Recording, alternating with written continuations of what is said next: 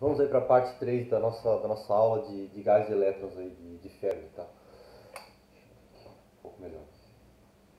Ok, então a gente vai usar esse modelo aí dos gases de elétrons, modelo do gás de elétrons livre aí, deixa eu só me encontrar aqui, para tentar chegar numa teoria, né, para a condução elétrica aí, né? A gente sabe que a condução elétrica é causada por elétrons, né? Então são elétrons se movimentando no metal condutor, né?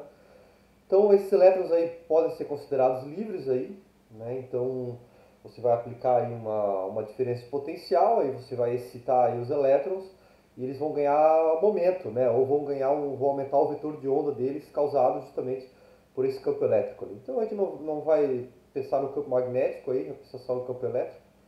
Então vamos supor que você tem esses elétrons livres no metal e que um dado elétron aí ele está submetido a uma força F aqui, né? Que é dado por menos E vezes o campo elétrico, né? Lembrando que menos E é a carga do elétron. Né? A unidade fundamental de carga é E, né? Então a carga do elétron é menos E. Né? Então essa aí vai ser a carga do que a gente está vendo aqui, que é o que justamente que vai ganhar momento, que é o elétron. Aí, né? Os prótons eles estão muito mais presos, né? Quem está livre aí é o elétron. Então são eles que vão carregar aí vão carregar a corrente aí, né? Então a gente sabe pela segunda lei de Newton, né, que vamos supor que esse campo elétrico aqui é constante, né? Então é bem simples aqui, eu simplesmente igualo essa força. A carga do elétron naturalmente é constante, eu estou supondo um campo elétrico constante também. Então a força é constante, então eu posso simplesmente fazer que é a variação do momento linear dividido por uma variação temporal aí, né? O delta P, delta T. Essa é a segunda lei de Newton, né? E a gente sabe também, eu posso escrever aqui, né, que o momento, aqui é o H cortado, né? Então sempre que eu lembrar eu vou cortar os H's aqui. Então, H cortado. Então a gente viu que o momento aqui, né, era o H cortado vezes o K, né? Então o delta P vai ser aquilo ali, né? A variação no momento vai ser igual a H cortado, né? Vezes a variação no K. Mas o que é isso? Isso no intervalo de tempo, tá? Então a gente vai ter que o momento vai ser isso aqui, né? Momento sobre delta T, né? Vai ser igual a H cortado, né? Vezes a variação do K ali, né? Dividido pelo tempo também, mas o tempo pode cortar aqui, né? Não, o tempo não vai cortar, ele tem que ficar ali, tá? Aí de qualquer maneira está aqui, tá? Então as equações estão aí, vocês podem verificar aqui, né? Delta P sobre delta T é igual a delta K sobre delta T, né? Delta P sobre delta T é igual a H cortado delta K sobre delta T e a diferença, a variação do K, né? É justamente essa variação nesse intervalo de tempo aí, né? Ou a gente pode pensar no intervalo de tempo em que a força agiu aí. Né? Então é isso, tá? Aqui a gente relacionou basicamente a variação no vetor de onda com o campo elétrico externo. Tá? Então esse era o objetivo aqui. O momento foi só uma ponte entre os dois, mas a ideia era relacionar o campo elétrico externo, junto com a carga do elétron aí, né, com a variação no vetor de onda aí. Tá? Então qual que é a teoria aqui? O que está se supondo que está acontecendo? Tá? Naturalmente, se eu deixar por tempo suficiente, né, esse valor de K aqui, né, eu posso colocar aqui, né? Então eu posso até colocar a variação no K ali, né? Como é que eu posso pôr ali, né? F é igual. Vamos relacionar diretamente o carro ao campo elétrico aqui. Vamos escrever aqui do lado. Né? Então, o ΔK, que é o K no tempo zero, né? Vou colocar direto ΔK aqui. Ele vai ser igual a menos E vezes o campo elétrico. Vezes o ΔT, né? Sobre o H cortado. Então, teoricamente, né? Se fosse só esse único fenômeno aqui, os elétrons estariam acelerando para sempre, né? Porque a partir do momento que eu deixo por um ΔT aqui aumentando, esse K vai constantemente aumentar. Mas não é isso que acontece, né? A gente sabe que os elétrons ali ele tem uma corrente constante, né? Uma vez que ela equilibrou ali aquela resistência, né? Para um dado potencial ali, ou para um dado campo elétrico, você vai ter uma corrente constante ali, né? Então, realmente, esse K aqui, né, o momento do elétron aqui, né, não vai aumentar infinitamente, né? Mas o que acontece? Acontecem as colisões, tá? Então, a teoria que considera que o campo elétrico vai acelerar o elétron, né, vai aumentar o momento linear dele, consequentemente o vetor de onda, durante um dado tempo até ocorrer uma colisão. Como está aqui, né? Esse desenho aqui que eu achei bem legal, né? Então aqui está o elétron, né? Então ele começou aqui, por exemplo, né? Vamos supor que ele começou aqui, mas ele já tinha uma velocidade para cá, né? Logo depois de uma colisão. Vamos supor que nesse ponto aqui ele recém tinha sofrido uma colisão e ele veio para cá. Veio para cá. Assim. E aí o campo elétrico puxou ele, né? E aí como ele estava, inicialmente ele teria que ir reto para cá, mas aí o campo elétrico puxou. Aí aqui ele colidiu de novo, uma deles saiu com uma velocidade para baixo, mas mesmo assim ele acabou indo um pouquinho para frente. Aqui teve uma nova colisão. Aqui a própria colisão já levou ele um pouco mais para frente, mas o campo elétrico ajudou a acelerar. Aqui, como é que ele pode ir para trás? Pode, porque ele pode ter colidido e ele colidiu de uma maneira que ele foi para trás. Então o campo elétrico não chegou a inverter a direção dele, mas desacelerou ele indo para trás, né? Então, o que acontece nisso aqui, né? Que você considera que após a colisão, a nova direção do elétron é aleatória, mas independente da nova posição dele, ele sempre vai estar acelerado pelo campo elétrico. Tá? Então aqui, você pode pensar que ele saiu com uma velocidade para cá na colisão, mas o campo elétrico estava desacelerando ele, né? Mas de qualquer maneira, a ideia é que toda vez que ele colide, ele é acelerado um pouco. Tá? Então o que acontece é que ele vai ter uma velocidade de drift, né? Então é claro que essas colisões são aleatórias. E vai ter vezes que ele vai colidir e mesmo assim o campo elétrico não vai ser suficiente para fazer ele ir para frente. Mas na média, né, o que está acontecendo aqui é que na média esse campo elétrico está constantemente acelerando não, constantemente fornecendo, né, uma componente para cá, né, para a velocidade. Mas, naturalmente, o que eu estou considerando é que logo após a colisão, a velocidade aqui é aleatória. Então é como se ele aplicasse a força e aí depois ele fosse para uma direção aleatória. Ele aplica de novo. Então é como se ele acelerasse, né, esse campo elétrico, acelera o elétron até a colisão. Aqui a velocidade dele é aleatória de novo. Aí acelera de novo até essa colisão. Aí a velocidade aqui vira aleatória de novo. Aí ele acelera até essa colisão aqui.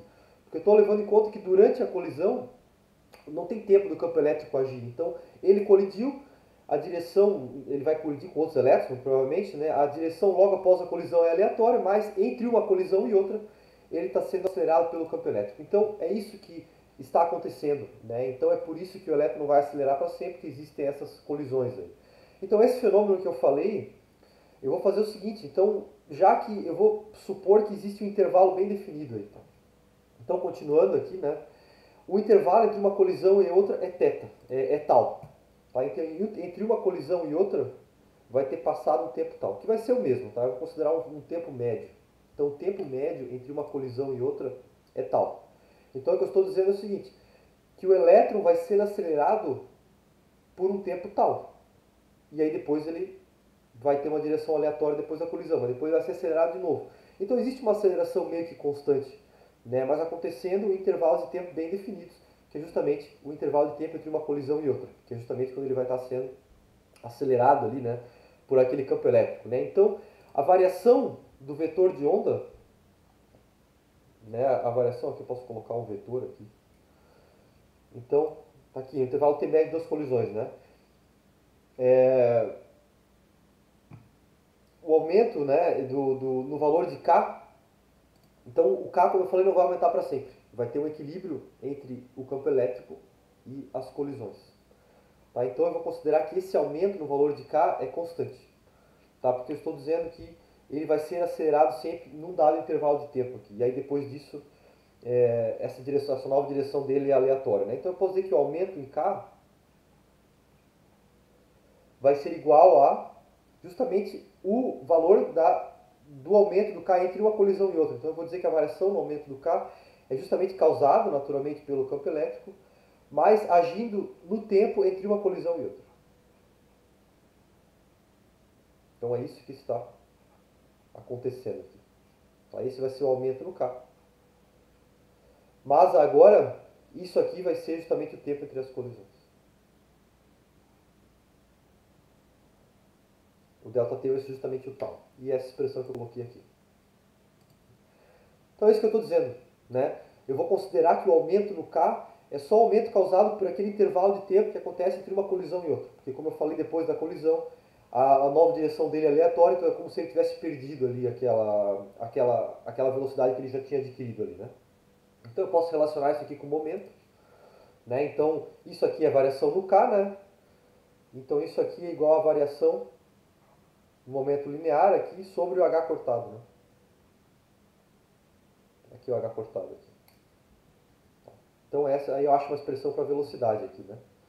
Então assim, né? Aí eu relaciono com a velocidade aqui, né? M aqui, né? Vezes ΔV aqui, né? Aí o H cortado aqui corta, né? E aí deixa eu cortar agora o caractere em si, né? Não a grandeza, né? Mas, e aí eu vou ficar com essa expressão aqui para velocidade, tá? Então a velocidade aqui, o ΔV, vai ser igual aqui a... Tá ali, eu não escrevi em nenhum lugar, mas eu vou escrever agora.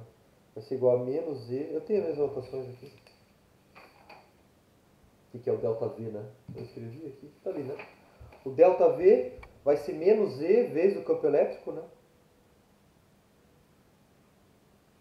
Vezes o campo elétrico, vezes o tempo tal, dividido pela massa dele. Okay. Então essa vai ser a variação da velocidade. Então você pode argumentar, bom, se essa é constantemente a variação da velocidade entre uma colisão e outra, você pode imaginar que a velocidade média é a velocidade de drift, né? Como eu falei, você tem muitos elétrons aqui. Então esse elétron, posso dizer que ele vai meio que trancos e barrancos aqui. Então isso aqui seria, né, um elétron com essa velocidade aqui, tá? A velocidade de drift aqui. Que é essa velocidade de drift que está aqui. Na verdade, vejam que nem sempre a velocidade está para cá. Mas a ideia é que, mesmo com as colisões, né, ele vai batendo num e outro e ele acaba, na média, ele acaba indo para cá. E essa velocidade que ele está indo para cá é obtida nessa expressão aqui. Mas você pode imaginar que essa velocidade pode ser ΔV sobre 2, né, porque ele vai do estado parado até aquela velocidade antes da colisão. Pode ser, né, mas a realidade é que aqui vai ser usado o ΔV como sendo o V mesmo. Tá? Então o ΔV vai ser o V. Porque daí você simplesmente... Aquele tempo de colisão ali, você simplesmente faz ele sobre 2, né? Então aí você não precisa agora fazer explicitamente que o ΔV vai ser a velocidade média sobre 2. Não, você simplesmente pode mexer nesse valor aqui, que é um valor ajustado, aí você pode colocar o tempo de colisão, que na verdade acho que daria com uma velocidade 2 vezes menor, daria metade, né? Mas a gente vai chamar aqui, para fazer uma aproximação aqui, a gente vai falar que o ΔV é o V. Mas eu concordo, tá? Eu concordo com vocês se alguém falar, não, mas se aqui a velocidade, a componente aleatória, ele só acelera ΔV para cá, ΔV não é a velocidade média dele, vai ser ΔV sobre 2, eu sei, tá? Mas aqui a gente vai considerar que esse é o próprio V. Tá? Assim está no Quitel assim, e como eu falei, não é tão difícil simplesmente colocar aqui esse ajuste aqui no tempo de colisão ali. Né? Vai aparecer um fator 2 ali. Então a densidade corrente, né? Para quem não lembra, essa densidade corrente aqui é a corrente sobre a área. Tá? Densidade corrente, vocês devem lembrar aí de física 3, é dada por isso aqui, né? O número de elétrons, né? O número de elétrons que você tem de condução aí, né? Vezes a carga desses elétrons, vezes a velocidade deles aqui. Tá? Então agora esses elétrons de condução, como eu falei, são os elétrons de valência. Aí, né? Tudo que eu estava falando agora, eu acho que é importante falar isso. O que eu estava falando lá para o gás de Fermi, todas aquelas coisas, é para os elétrons livres. Tá? Então tudo que eu estou falando para elétron livre é elétron de valência, que são os que não estão fortemente ligados ao núcleo. Os que estão ligados ao núcleo vão ficar lá, eles têm uma outra teoria ali, porque eles têm os orbitais. Não é a mesma teoria. Mas, quando eu estou falando de elétrons de valência, são os elétrons que podem carregar aí, né, corrente, né, que podem carregar energia cinética, né, corrente, ou podem conduzir temperatura aí, tá? Então, os elétrons livres são os de valência. Tá? Então, de qualquer maneira, né, os elétrons aí que você tem, o N aqui, né, o número de elétrons que você tem, vezes a carga dele, vezes a velocidade, né, isso aí é justamente o valor aqui o valor NKV, né? Isso aqui, na verdade, eu posso substituir, né? O que eu vou fazer aqui é substituir a velocidade aqui, né? Então eu pego essa velocidade aqui que eu achei, que eu vou mostrar aqui. Então essa aqui é a definição, tá? Essa aqui é a definição de corrente por unidade de área, é N, né? Número de elétrons de condução, deixa eu até ver aqui se isso aí se é um número de elétrons de condução aí, ou se é talvez seja acho que é o número de elétrons de condução por unidade de volume, talvez, né? Não sei se dimensionalmente está meio esquisito aqui, né? Deixa eu só confirmar.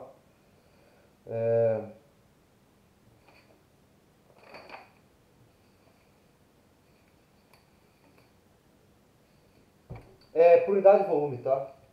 realmente, a minha intuição estava certa. A minha, não, é a prioridade de volume aquilo ali. Condutividade elétrica aqui, né? Então, exatamente, tá? O N aqui é elétrico por unidade de volume, tá? Aquele N maiúsculo antes era número total, tá? Mas esse aqui é o número de elétrons por unidade de volume. E aí faz sentido, né? Então o N aqui, né? De elétrons de condução, vamos corrigir aqui. Claro, senão dimensionalmente aqui não vai estar certo, né? Número de elétrons de condução por unidade de volume, tá? Por isso que está minúsculo. Tá? Alguém poderia questionar, como é que eu posso ter uma densidade de corrente se aquilo ali é o número total ali, né? A gente sabe que é a densidade vezes a velocidade, né? Que vai dar ali, né? Mas a densidade de corrente, então, a gente tem que multiplicar pela carga do elétron também. Então, a densidade de corrente é dada pela densidade de elétrons, elétrons por unidade de volume, vezes a carga do elétron, vezes a velocidade deles. A velocidade deles a gente achou aqui, então você pega essa velocidade e joga aqui, né? Aí você vai ter essa expressão aqui para a densidade de corrente. Tá? Essa aqui é a densidade de corrente. N e ao quadrado, esse da carga do elétron, né? Menos E a carga do elétron, né?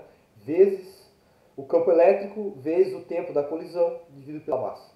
Tá? Então essa expressão aqui que a gente quer. Veja que eu estou relacionando agora a corrente sobre área com o número de elétrons por unidade de volume, vezes a carga deles ao quadrado, vezes o campo elétrico externo, que era esse que estava agindo aqui, vezes o tempo médio entre as colisões, dividido pela massa do elétron.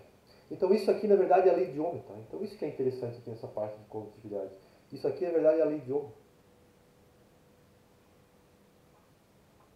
Não parece, né, olhando assim, mas é, porque a resistividade vai ser isso aqui. Tá? Essa aqui é a resistividade.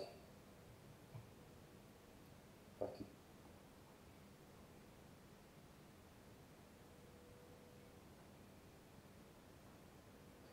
Então, a resistividade de um dado material, de um dado metal condutor, ele é dado pela massa do elétron, que eu suponho que seja a mesma, né? Dividido pelo número de elétrons por unidade de volume, vezes a carga do elétron ao quadrado, que também não varia, vezes o tempo entre colisões. Então, a gente vê aqui que quanto maior a densidade de elétrons, ou quanto maior o tempo entre colisões, menor a resistividade, né? Então, aumentando o número de elétrons, eu diminuo a resistividade. Aumentando o número de elétrons por unidade de volume, diminui a resistividade. E aumentando o tempo entre as colisões, naturalmente, né, ele vai ter mais tempo para acelerar, vai ter uma velocidade maior. Também a resistividade vai diminuir. Mas isso aqui não está tão imediato, né? Então eu vou tentar aí mostrar isso aqui, tá? Então vamos relacionar aquelas coisas ali, né? I sobre área. I sobre área ali. Eu vou usar essa expressão aqui agora, tá? Eu vou substituir aqui, tá? I sobre área, ali de cima, tá? Eu vou escrever aquilo ali em cima e aí vou substituir pela resistividade. Não é difícil, dá pra ver ali, né? Então, o I sobre área, corrente por unidade de área, vai ser igual a 1 sobre, é o campo elétrico, né? Sobre, eu vou colocar o módulo aqui, tá? Porque o J ali, eu vou colocar só o módulo ali, que é uma direção a direção da diferença de potencial. Né? Dividido pela resistividade aqui, né? Mas a gente sabe que o campo elétrico é justamente igual ao potencial, né? A diferença de potencial dividido pela distância, né? Diferença de potencial dividido por uma distância L aqui, né? Vou colocar um outro L, vou colocar um L maiúsculo aqui, tá? Dividido por L, vezes 1 sobre a resistividade aqui. Então eu vou ter que a corrente vai ser igual a E vezes a área, dividido pela resistividade, vezes o L. Ou seja, vai ser o V aqui, né? V. A corrente, né, vai ser igual a diferença potencial vezes a área, dividido pela resistividade, né? E dividido também pelo comprimento, tá? Então isso aqui vai dar V sobre R, né? V sobre R. Por quê? Porque a resistência é igual a resistividade vezes a distância dividido pela área, né? Então a gente encontrou aí, né? Realmente aquilo ali é a lei de Ohm. Se eu defino a minha resistividade como isso aqui, né? Ou eu posso até dizer o contrário, né? A partir do momento que eu mostro que aquilo ali é igual à lei de Ohm, aí eu posso Isso aqui não precisa circular, né? A partir do momento que eu mostro que se eu defino isso aqui como uma resistitividade, eu reobtenho aí a lei de Ohm, né? Então, eu posso definir a resistitividade como sendo isso. Tá? Então, é interessante, né? Você consegue aí definir agora a resistitividade de um dado material a partir de duas coisas, né? Dado que a densidade, que a carga do elétron e a massa do elétron não mudam, então você pode definir a resistitividade a partir do número de elétrons aí por unidade de volume, N, e também pelo tempo médio entre colisões. É claro que eu estou considerando os elétrons totalmente livres, né? Então eu estou levando em conta que não tem nenhum potencial segurando os elétrons ali, que realmente eles são um gás de elétrons. Né? Então tem mais uma grandeza interessante que a gente pode chegar, que é o livre caminho médio aqui, tá? Então o livre caminho médio do elétron entre duas colisões, né? Vai ser igual à velocidade de Fermi, que a gente vai considerar que são os elétrons próximos do nível de Fermi, que estão causando a condução, vezes o tal aqui, tá? Então esse é o tempo que o elétron caminha entre uma colisão e outra. Que é que a gente considera que os elétrons aí de condução vão ter uma velocidade ali próxima do nível de Fermi, então vão estar na velocidade de Fermi. Então multiplica isso pelo tempo entre duas colisões, né? Aí você vai ter o caminho médio, tá? Então esse valor aí, ele pode chegar para alguns metais muito frios, ele pode até chegar da ordem de centímetro, mas geralmente ele está na ordem aí de micrômetros, tá? O livre caminho médio de um elétron aí entre uma colisão e outra. Tá, então é isso, tá? Relacionamos aí agora a condutividade elétrica de um dado material com, com as propriedades aí dele, né? A densidade elétrica por unidade de volume e também o tempo médio entre colisões. Na verdade o K aqui, ele não chegou a usar o K, não sei se era tão necessário usar o valor de K, mas é importante, né, mostrar que isso também está relacionado com os Ks aí, né, através do momento e aí a velocidade também e tal. Então é isso, tá? Essa aí é uma maneira aí legal de a gente ter uma teoria aí, né, sobre a condutividade ou a resistitividade, né, que é sobre a condutividade, né, de dados, alguns materiais. Aí. Então é isso, tá? O delta K tá aqui, né? Tá T sobre H, dá uma conferida rápida, mas acho que tá tudo certo. Né? É isso aí. Deu V sobre R ali, né? Sobre o V sobre L. Então é isso, tá? Beleza. Então, vamos falar sobre condutividade térmica aqui agora, tá? Então essa parte conclui a nossa parte aí de condutividade elétrica. Então, vamos falar sobre condutividade térmica. O que aconteceu aí durante muito tempo é que se tentou aí usar a mecânica clássica aí, né, ou a mecânica estatística clássica aí, para achar a capacidade térmica. E essa aí supunha que a energia média ali de um elétron, né, a energia média de um elétron é 3 meios de N, 3 meios de kBt, né? Ou a energia total de N elétrons, tá? A energia interna total de N elétrons livres, né? Igual como se fosse um gás ideal, né? É 3 meios de kBt aí, 3 meios de N kBt, né? Que é um gás de elétrons aí considerado como um gás ideal. Então, se você deriva isso aqui, né? Se você faz aqui du dt, né? Se você faz o du dt nisso aqui, você vai ter 3 meios de NKB. Mas a realidade é que a condução aí em metais não tem essa forma. Né? Então isso aí estava superestimando o calor específico, a capacidade térmica aí de metais por um fator de 100. Então durante muito tempo não sabia o porquê disso. Por que você não pode considerar aí como os elétrons aí como sair no gás ideal aí? O que está impedindo aí que eles recebam essa energia externa aí, né? Então o motivo disso é que você tem os estados estão todos ocupados ali. Tá? Então esse que é o problema, né? Então nem todos os elétrons vão poder receber energia, tá? Nem todos os elétrons vão poder trocar energia aí com o ambiente e o motivo disso é por causa disso aqui, tá? Tá aqui nosso nível de Fermi aqui, né? Então pensem, tá? Dê uma olhada no que eu vou colocar aqui, tá? Então vamos supor que você está a essa temperatura aqui, tá? Energia aqui, tá? Você está numa energia, vamos pensar isso aqui como uma temperatura aqui, tá? Vamos colocar que uma temperatura aqui, tá? Vai ser uma dada energia sobre Kb aqui. Então a temperatura e a energia aí, elas estão relacionadas, né? Então faz de conta que isso aqui é a temperatura. Então se você está dando energia nessa temperatura aqui, ó, o elétron ele vai receber uma energia, vamos supor, da ordem de kBt. Porque é assim que troca, né? Relação de corpo negro, né? Assim você troca, o elétron troca energia mais ou menos nessa ordem aí, kBt, com um reservatório térmico, tá? Mas vamos supor que o KBT só vai fazer ele chegar até aqui. Mas ele não pode chegar ali. O estado aqui está ocupado.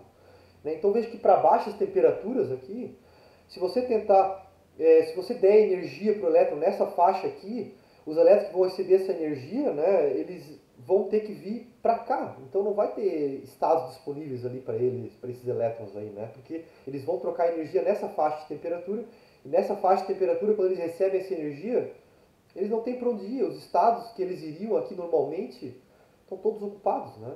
Então ele vai ter que chegar mais próximo aqui, né? Então ele vai começar a receber energia para temperaturas aqui mais próximas do nível de Fermi, que daí ele vai receber a energia e aí o estado aqui vai estar livre, né? O estado aqui vai estar livre, né? Deixa eu trocar de cor aqui. Então aqui, se ele receber aqui, né, a energia aqui, aí ele vai ter espaços para ocupar ali. Aí ele vai poder ir para espaços que tem livres aqui. Então isso é o motivo, né? Então vejam que no caso do gás ideal, a capacidade térmica não depende da temperatura, né? Não depende. Mas em metais, sim.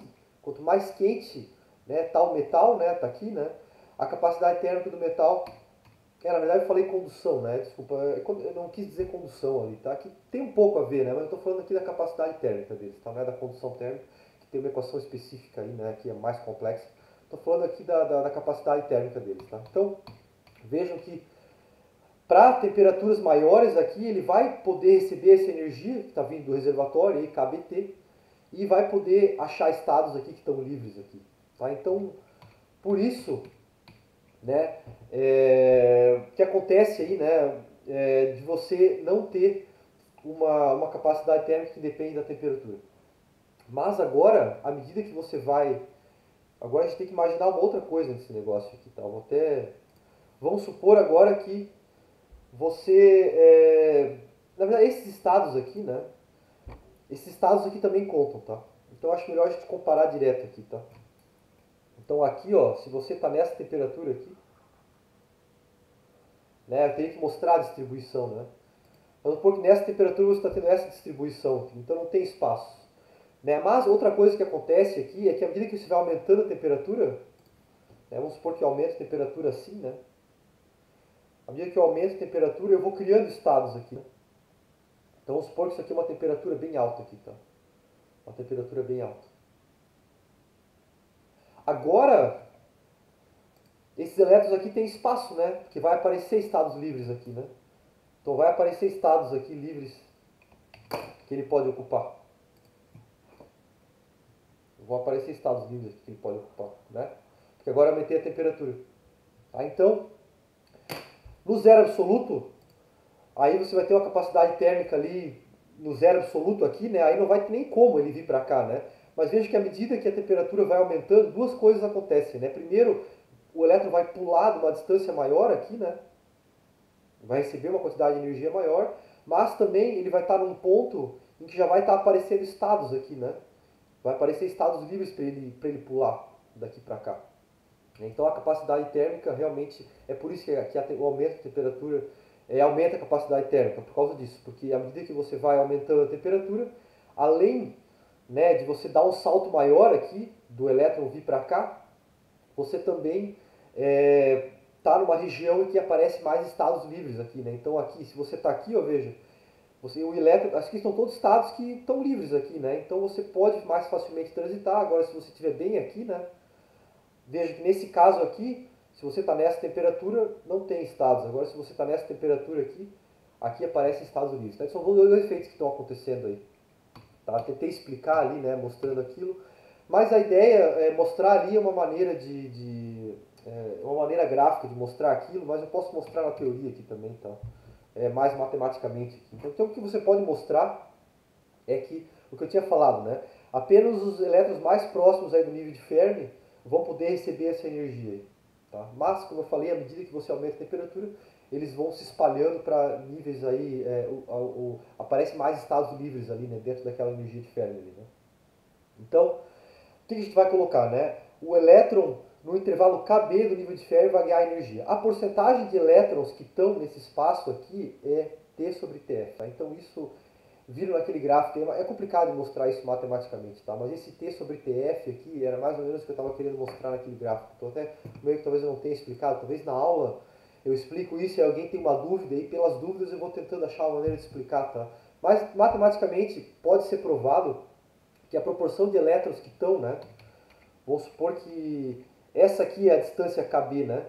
A proporção de o número de elétrons que estão a uma distância KB aqui do nível de Fermi a uma dada temperatura, vamos supor que a temperatura é essa aqui, tá? Então eu estou nessa temperatura aqui, vamos supor eu estou nessa temperatura, a proporção de elétrons nessa temperatura que vão estar numa distância KBT do nível de Fermi é dado por T sobre TF, tá? T da temperatura ali que eu mostrei ali, tá? Então os elétrons aí que vão, né? Então aqui a proporção desses elétrons pode ser por T por TF, né? Então os elétrons que recebem energia vai ser isso aqui, né? N vezes T sobre TF, né? Então esses aqui são os elétrons que recebem energia, tá?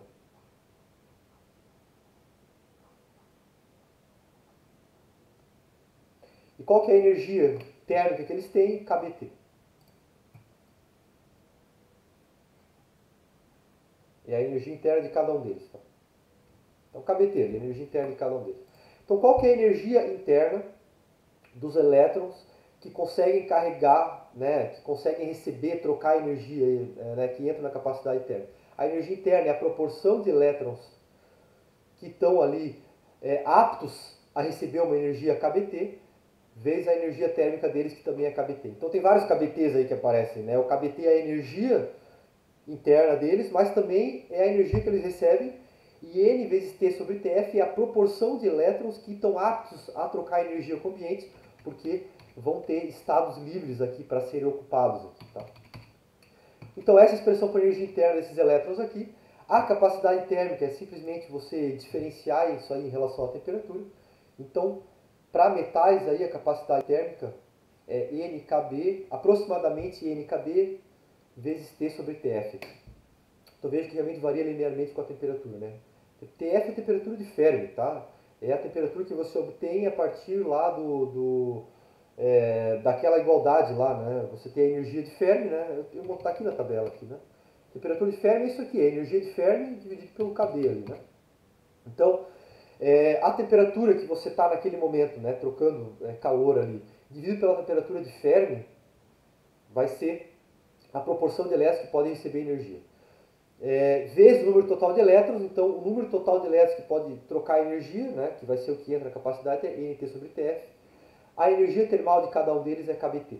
Okay? E essa proporção T sobre TF é justamente, como eu falei, aqueles elétrons que estão numa energia dentro, mais ou menos, do valor de KBT do nível de Fermi. Então, bastante coisa aí, né? Espero que tenha conseguido. Mas numa aula de dúvidas eu posso tentar explicar melhor. Então, mas o que a gente tem é que a capacidade térmica dos elétrons aí varia linearmente com a temperatura. Primeiro que a temperatura é T, tá? O TF é uma constante, tá? Estou mudado o material. Através da energia do Fermi, como eu mostrei, né?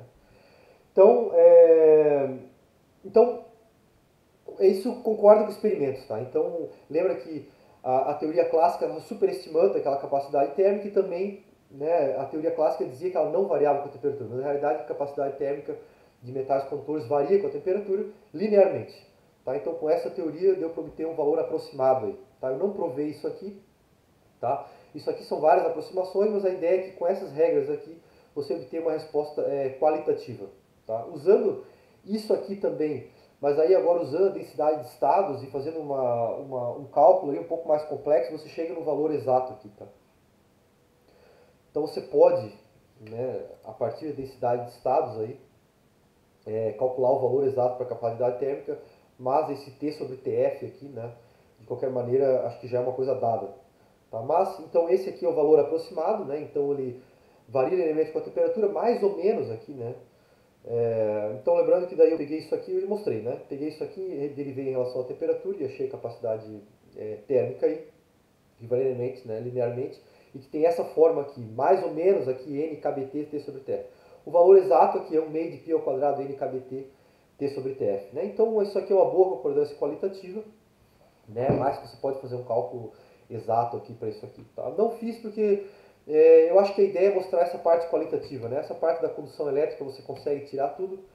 Mas isso aqui é até uma coisa que entra no assunto aí do gás de Fermi, mas essa prova aqui é um pouco mais complicada de fazer, ia tomar bastante tempo, e a gente já está com bastante assunto aí.